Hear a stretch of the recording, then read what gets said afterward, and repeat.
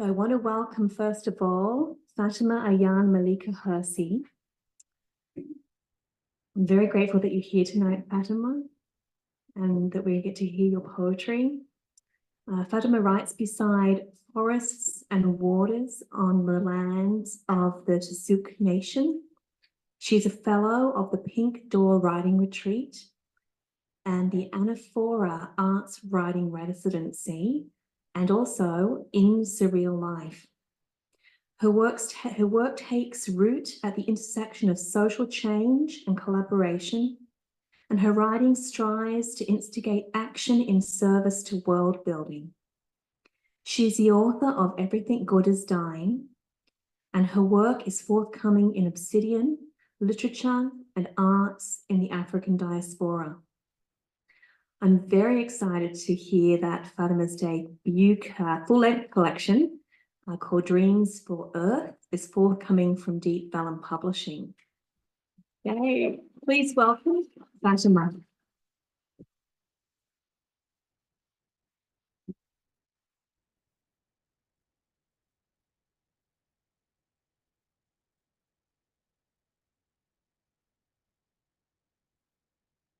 Hi, everyone.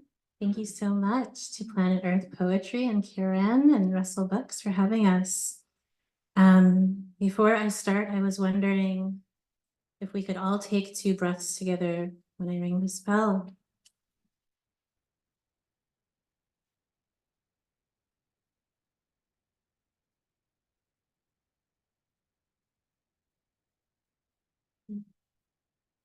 Wonderful. Now I feel I can hear. Let's all breathe together. I have a few poems, but before I share them, I was wondering if you could all conjure in your minds something very joyful, extremely joyful that does not exist right now on this planet that maybe money could buy. Like, what do you want for all of us that we don't have? And kind of think about that as I'm sharing tonight, and it's going to come back at the end. This first poem that I'm sharing is in honor of the 38,666 Palestinians, over 14,000 of which who are children who have been murdered in a genocide. This poem is called, currently, actually, it's not called anything because I wrote it today, so it's a first draft, and I don't know what it's called because it'll be different tomorrow. So this is a poem, and it starts with an epigraph from Wikipedia. The Dungeness crab makes up one of the most important seafood industry in the range it inhabits along the west coast of North America. The first sentence in Wikipedia about Metacarcinus magister speaks of its usefulness to humans, how critical its meat to our economy. A man cast hits of the 70s into air of the Souk Basin. He is here for crabs. New folks come booming down prized boardwalk, and he makes sure they know to leave the girls. He mentions the sign at the entrance, which also says, all undersized crabs must be released immediately. I wonder if the man with the radio hears the frustration from the other dock. That's why fishing's great when it's fish. It doesn't matter if it's big, small, male, female, you can take them all. As in, you can kill them all. Indiscriminately separate living being from the sea home to their grasping claws. Indiscriminately open entrails to sky. I don't believe him that indiscriminately is unacceptable for anyone to die at anyone's hands apart from God themselves, but this man believes himself, and isn't that the story of this world? I wake up 36, singing Mulan songs in the morning. 6 of Cups speaks of fond childhood memories, and they come covered in rubble. How many mornings with siblings crunching frosted flakes while our mother worked and we watched a brown girl overcome an army. Now, Disney is on the boycott list, and my toddler doesn't recognize any of the colorful creatures on her diapers. I want her to know about heroes who are living, like the men pulling the dead from ashes. I want to be a I want to be a thing good at balance. Instead, I swing between manic, panic, Coraline dream amplified pink-eyed clouds at sunset and seafoam green Usnia. Funny how living beings of land and creatures of water share shapes. Coral mushrooms, perfect replicas of bleached graveyards, blood vessels like roots of plants. The broken-legged black-tailed deer that live near the boardwalk become watching statues under almost full moon. A pair of herons, great and blue and holding courting, across in-between space of shore, that place where rock meets water. One faces east, one faces west. What are bodies to a soul? What are borders to wind? Made up, temporary, inconvenient, always some disturbance of scraped knees, to say the least. Always gotta be some consideration for some economy. Off the shores of Palestine, over 3 billion barrels of oil rest under waves. A genocide for dollar signs. And isn't this also a story of Earth? Where bombed olive fields thread us all together, ask us to cast protest spells into wind like music. Ask that when you encounter someone who believes you can take them all, that you show them 7 seconds with your silent lips and screaming eyes. Thank you. The next poem is called An Astrology, after Claudia Rankine. 1. Once in that place we go with no name on a map, far from dirt path hugged by old firs and maple, we both saw the stars move in the same choreography. Another time, through the tent I saw lights, every shade of the rainbow dancing through trees across the water, and did not wake you. How glorious and eerie, for the night to become a coat of many colors, while we lie so far from the aurora borealis. Years later, we bring our daughter. We recreate a photo, and now there are 3 bodies instead of 2. We bring a friend, and the 4 of us pray before breaking bread. When we reach the waterfalls, there are others.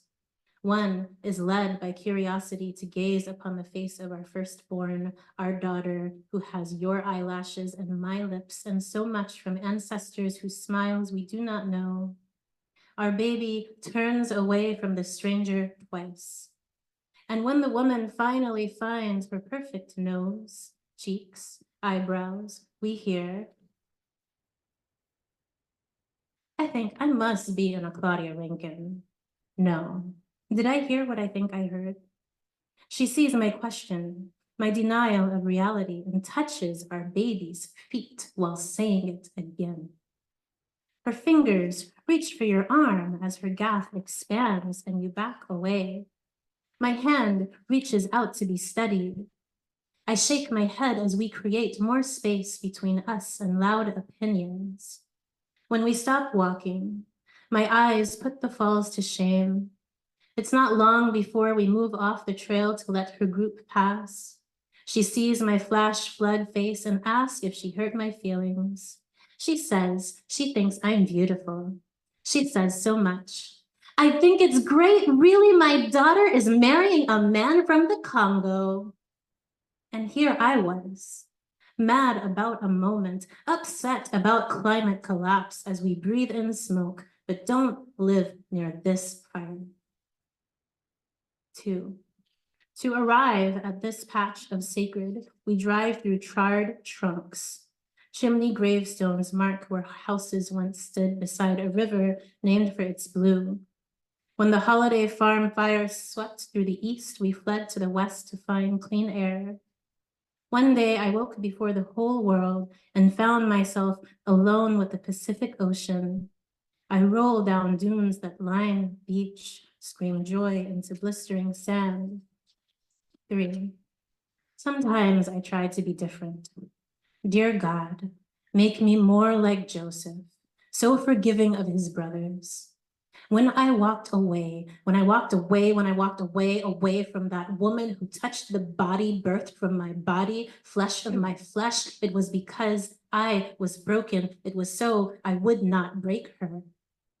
Each step across moss was a prayer for me to be more like soft soil beneath us instead of roaring water ahead. When the woman found me again, half my tears were from shame. Why was I not a dragon hearing Drakaris? I wanted to see her burned, but when I opened my mouth, words came out instead of flames. Her eyes found their own water, even though I was gentle, even though I left out the way whiteness claims entitlement, how she behaved like everything the light touches is her toy, how she came so close in times of plague, and how I hated myself for not letting my tongue loose a tsunami. I thanked her for her apology and am not proud of it. I will go down into the grave mourning. My daughter entered the world without a name. It took 6 weeks of her eyes singing for us to hear a name, baby, who I promised to protect. When she waves to the hills, holly tree, stellar jay, rain beyond our porch upon waking, I don't know how I can ever be so consumed by rage. But then, each time she smiles, I feel the knife of me sharpening, more and more and more ready to draw blood.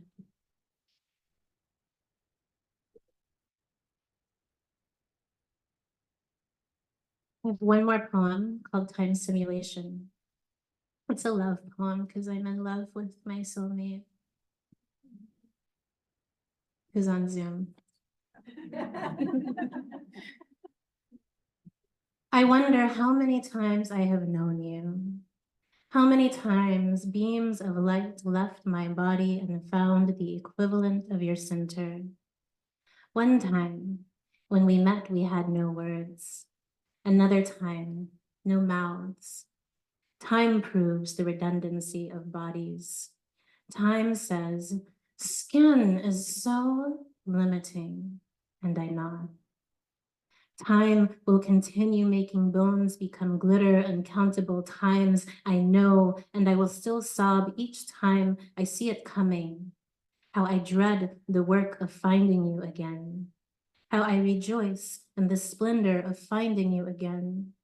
We spend time playing hide and seek across universes, and you, sly smile, allow new fingerprints to saunter across my path. Accept my reverent tongue to your arch, loop, whirl. Beloved, how many times has soil made art of our teeth? I collect your perfectly chiseled jaws in my basket of planetary wonders. Today, you have a beard and a hardness, but I remember a time of soft and curve. What is the shape of time where water is only a dream? We wake up without eyes, and on those nights, I still love you. You blessing of both form and shapelessness, you recurring dream. Thank you. Thank you. And ever so quickly, for the last 2 minutes, I would like to make a collaborative poem, a list poem. So very quickly, I just want you to popcorn out, as you feel moved. And so the prompt is from Ariana Brown, in which she asked us to make a list poem of things we wish our tax dollars funded instead of a genocide. And so I invite you to sing out that list poem, and my friends are going to write down your answers, and tomorrow I will post this collaborative poem that we have made together, because my work is about us working together to make the world we want. So what do you want? Social housing, clean water, global food for all, old growth restoration, fresh water unreserved. All right. Thank you all. Thank you all. And so my task is, when you go out and look at the moon that is almost full, think of what you will do to conjure that world where those things exist for all of us. Thank you very much.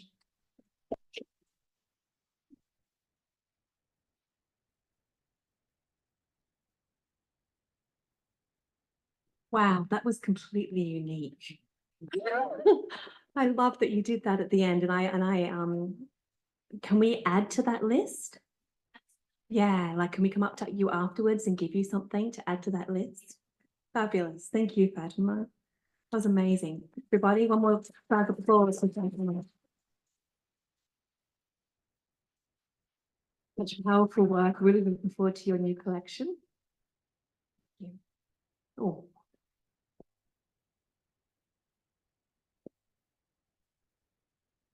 Okay. I'm very honored to welcome Cecily Nicholson as our next and final reader of the evening. Cecily Nicholson is the author of 4 books of poetry. She was awarded the Dorothy Livesay Poetry Prize in 2015 for From the Poplars. And in 2018, her book Wayside Saying, which is wonderful, won the Governor General's Literary Awards for Poetry. Her most recent book, Harrowings, also wonderful. I'm sure they all are, but I've only got 2. Harrowings was nominated for the 2023 Pat Lowther Award. And Cecily is an assistant professor in poetry at UBC. And she'll also be the 2024-2025 Holloway Lecturer in Poetry at Poetic and Poetics at UC Berkeley. It's pretty impressive. I'm very, very grateful that you're here tonight, Cecily, and please everybody welcome Cecily Nicholson.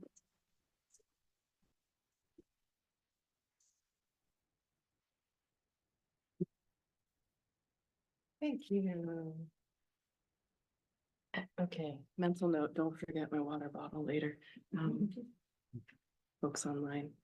So let me begin with some gratitude. Thank you, Planet Earth Poetry, the hard work of organizing. Thank you, volunteers, everybody for coming out tonight. Fatima, what a powerful voice. Thank you so much for what you shared. Open mic crew, I love it. I love the devotion and the participation of the open mic. It's golden. So tonight I'm going to read, let's see, a section from Harrowings, so the book mentioned, and then I'm going to share 2 long poems that are more recent. And let me just maybe frame Harrowings for a minute. So this book, it came about because I needed to write about my relationship to growing up on a farm, and but it extended more into thinking through the deep history of Black rurality, agricultural, intellectual, artistic practices that are actually foundational to this continent and globally, and how much that was removed from me, or the knowledge of that was removed from me as a child. I grew up, I'm a former ward of the state, and I grew up in adopted and foster care on a farm in rural southwestern Ontario, so-called, which is the territories of the Haudenosaunee, Anishinaabe, and the Huron-Wendat. I had no real connectivity to the Indigenous experience of the land, and I was really severed from Black community as well in that context. And during this recent pandemic, I had I think of it as one of the deepest and most wonderful opportunities to come along in a really long time in my life, to volunteer. I get all emotional, that came out of nowhere. Anyway, at a farm known as Emma's Acres. And I have a description of the place so that I don't just try to speak off the cuff and mess it up. But I also feel a bit shy about it because the former director is in the room tonight, and so I'm gonna be reading some poems. But I thought, you know what, at least I can read this description if I find it there, yeah, because you helped me edit it. So, oh yes, reading classes.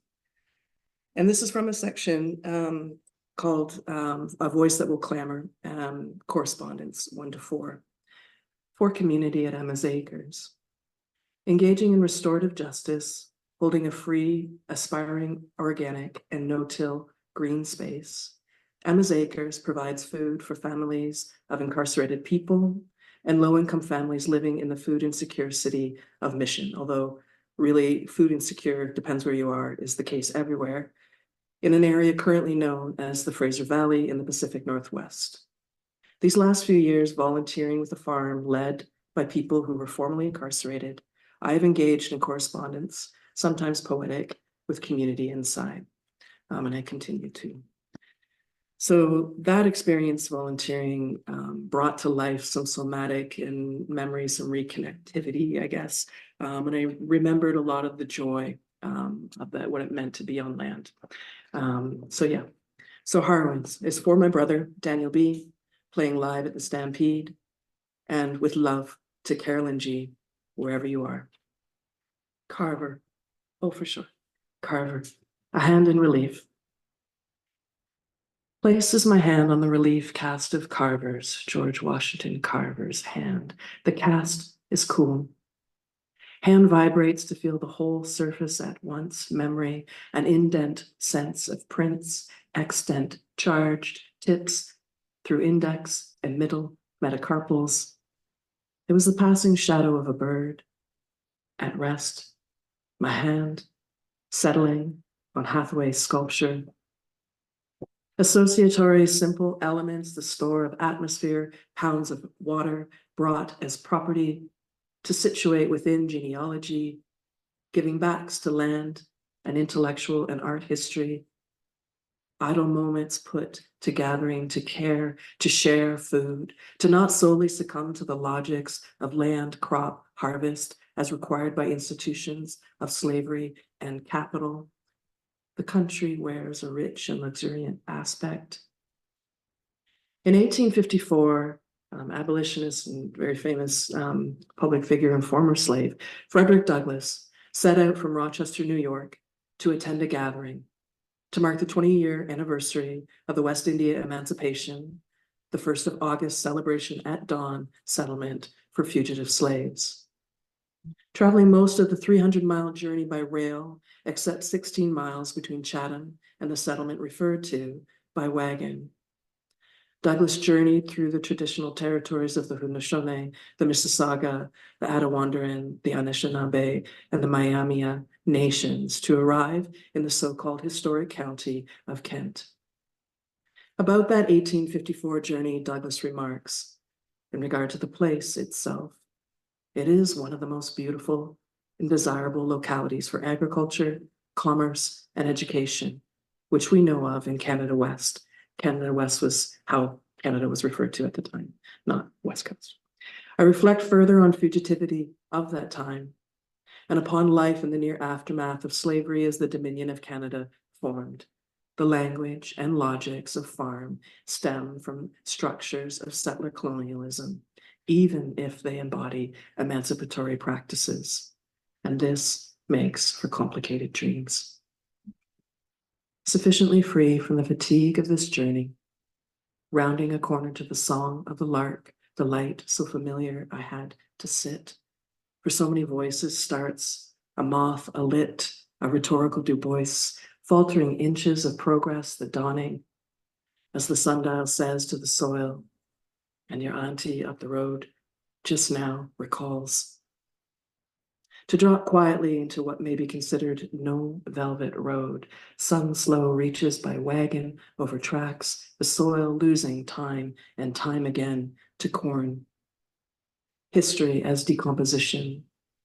Tillage machinery entangles the surface, aerobic stems with roots and microflora, field against nature, natural anchored in rot, pasturage, planting, regeneration, plots to pick rocks in tandem with machines. My first job was walking in formation, a child field hand, alert to small rocks, frost heaved to the surface.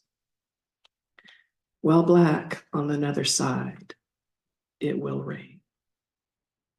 Use the hours, don't count them. One for the rook, one for the crow, one to die, one to grow. It's later than you think. Well, it is barely spring. Winter lingered this year. We need to dig a new well. Knowing enough of septic tanks and cisterns and something of metal alloys comprising pipes and insulation, prayer that keeps things from bursting on the coldest snowbelt nights. Many were awake, but for different reasons. Hearing creaks, no, enough to be wary. Early lessons in infrastructure, I absolve myself of worry in this future as a renter in a cloud, tethered to networks and systems, city miles up from rain barrels and arable. To plan a well could use a diviner in advance. There was something to do and somewhere to start when the pond did not indicate potable. Fallow soil sprouts rocks and thugs and was out of the way, so that happened to be where the diviner encouraged a backhoe to dig. And there, every foot deeper cost money. Adults went to work, children went to school. A whole day returns to no new source. Pinched faces at the window murmur about what will happen should they have to stop. Maybe there's insufficient water on this property and likely more debt.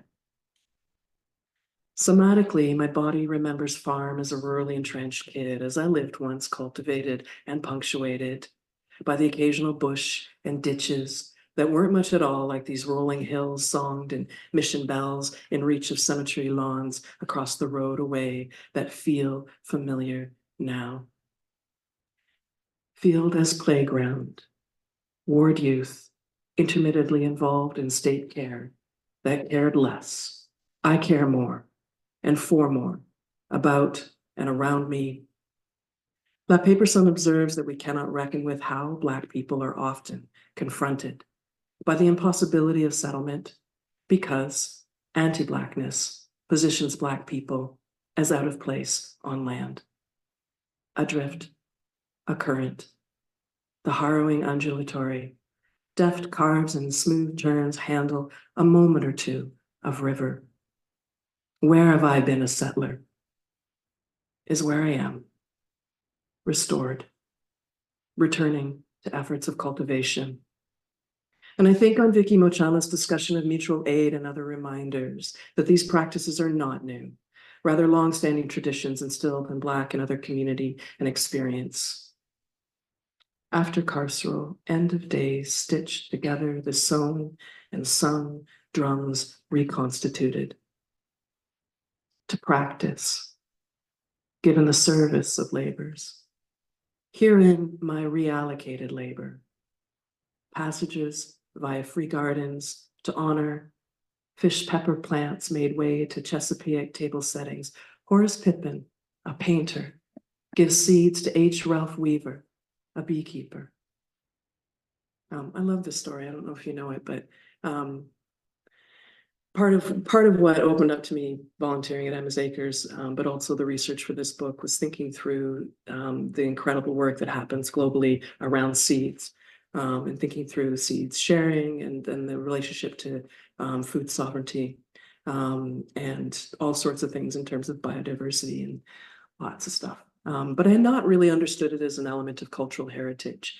And I learned at Emma's Acres and then read more on it, but the origin of certain seeds. And so it was my privilege, to work with, for example, fish peppers, Buena Mulata peppers, terrible names, very interesting histories and etymologies, but those seeds that were traded from people to people, but that came all the way from an African continent through the transatlantic trade slave, through the brutality of the South and the brutality of plantation economy, and through the Americas to somehow find its way to Emma's Acres in the so-called Fraser Valley and to my hands. So to me, there's a wonderful site, trueloveseeds.com, that I came upon in more recent memory after I wrote this book, that tells the story of the fish pepper and the Buena Mulata pepper seeds. Highly recommend you read into it.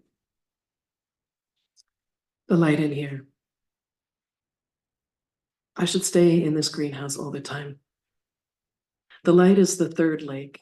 You had to run early morning, save quartering all afternoon, or risk a catch of storm. This year I will remember and make a habit of watering the lettuce and the Detroit special beets that are running my balcony. A magnificent row, witnessed and admired on a hotbed as sprouts. It's that kind of light in here. Here to you. From here to you. Rock piles. How my brother and I, the youngest, imagine stories in and of the dirt as it descends. Which bones and artifacts will become present? The butterfly stone fossils become possessions. Which culture were we supposed to make fun of? Ourselves? The dirty fingers, brown and browner, overturn new rocks in the rock pile, freer from restraint, the mindsets of diggers on our commons. Hunting in rock piles, the light stretched longer, enough to risk our feet catching crags of dark matter. We formed adjacent rock beds. Yes, beds made of rocks that we made for ourselves. We set ourselves in to watch the sundown over and over the same fields. The sky cast bush shadows an acre off relief in a thin band of horizon, and the stars rose brightly and never set, circling the best days. A glow filled our hearts as if our homeland, hometown.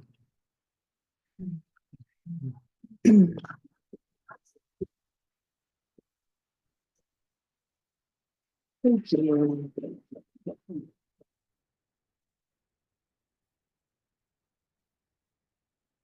So this first piece I'm going to share is, you'll recognize some of the experiences of this recent pandemic, and comes about by a commission from the wonderful Kari McClellan.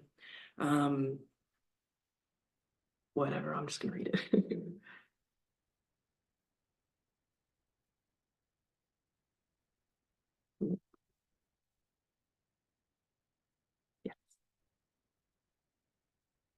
Outbreaking at a federal and provincial prison kept cages, a mink farm, a poultry processing plant.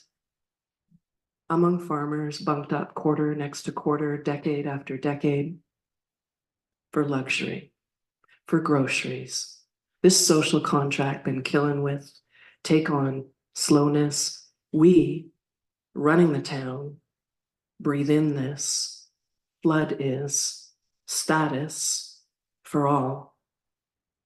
This local, like History Month capital, how to divest and bank. How do you spend our money? Respect our opinion on finance. A slave's word. Values the rust of art history. Mid-century modern chairs and their bosses. Feel my individual feels. Restricted pulse microtension, tributaries of hairline fractures, cortisonally active. Will, intent, bothers to reach out. Yeah, I can mobilize. Slow. After Okoba Wisali, camped, Hartman, Lee, Remedy. After Monet, Antwi, Lubrin, Okopitek, Ocean after Ison Martin, Desil, Presence, Moten, Jordan, Shoutouts, Sharp, Archive, after Nobesi. In another version of the story, sensory postcards wake late nights that whip by, which some days dream. May we side by side, the loot, the riot, the protest. In digital speculative fabric, trip the light, $10. Anti-Asian, anti-Black, anti-this and that and happenstance. The elevator closes. Our dogs talk the dwell time of Virex 5. We posture in a smile under my mask, my eyebrow power, suits we've been wearing. I get to go outside into free, fresh air. I get to go outside. Lockdown is not a metaphor. Neighborhood is essential, and I'm out in it. This woman on a bicycle seems relaxed, rounded, like me, fit, sprung, fly. I'm saying well-paced. She seems happily accompanied, and I cry. A host, the bus driver, grocer, building services worker, that thinker that held it down, made sense, made comfort, made breath, made opportunities for us to stand and to sit up. And we are incredible, and this is powerful, and I cry. As she dance leap runs past, masked with a water gun, her hair, a puff of sail, a sweet shrub of midnight hydrangea, the stormy clouds are behind her. And I cry, and cry, and cry. And the water falls down the inside. Sop, ping, holds ourselves together while other people are about to die. Let failure rack the joints and pry water. What this fold can take still stretches the cage. Is a tall hive movement house of garden sill and signal. This candle night after night reaches after tomorrow. Live and rough against what towers over us. Confinements that we adhere to. Media libraries for emoting. I need to just scream in my heart. Forward and tumble. Fantastic. Hours living for June Jordan and Bookmeister Fuller. Touch. June Jordan and Buckmeister Fuller touch. Laid out under drifting skies, the seasons, the shyness, the limbs, branch, the rivers are our best systems. And then the last poem, I'm just going to take a minute too, that I'd like to share is called Fleet. And it was my honor to do a lecture what's the preamble? Basically this piece came about after responding to a series of prompts for Charles Campbell's beautiful project, Oceans of Livity. We had a series of prompts, and while we were thinking through them, he recorded our breath. Our, as in Black community, diaspora community, breath as part of an exhibition moment. And it was a really intense experience for me because the prompts were asking after ancestors. I have no blood relations, and I felt some things. So here we go, Fleet. The last night aboard began a place, dead reckoning fears welling to founderings. About the new moon, so dark without the moon. Through, out, the night, the clouds moved. Star remains a fixed, weathered hope, weary for morning. A mirror beat, just a faint bead that sparkled, bluer at the horizon. Their controlling yard squares, willing the shimmering line still, and distance close. Spar to point, suns over the yard arm there. Land without permission. Erratic rhythms of early capital, your feet already knowing the sand. Dull rhythms of scrub persist, endure, resistant scent down river. Deep tissues steeped in wood ash leach, bent back, first class, laundress, expert, seamstress, historically constituted. Caught, then hauled, then held, stricken, frantic, overworked, and under threat. Readying. Each morning, each day, meaning in the wake A shadow in a doorway enters the room of a page. Lightning lights each lodestone star, the weight of each step lifting, fleet-footed after this brewing rest, some of the deepest breaths. I asked after father's mother's mother's mother, I need to speak to the far-off swoops of birds spiraling in thermals, knowledge vested in movement, mid-air kinetic rustling, fronds from wells, tree-like, the stray light soaking in. I need to speak against requirements and subjugation. Diffusion seeps, pour le vol, released from the yard, ink runs across the sky, spans its foliage in a fresh wash. I need to speak to stay above sea level. In memory, this page, its fluid and endlessly variable labors. I will speak here where we met. At first, there was a hand on my left shoulder, then another placed on my right. Posed we were, sitting for a photo. We sat together, ancient. Constellations of heritage slowed. Together, we could be slow. Worrying ways of singing purpose, set to liberty.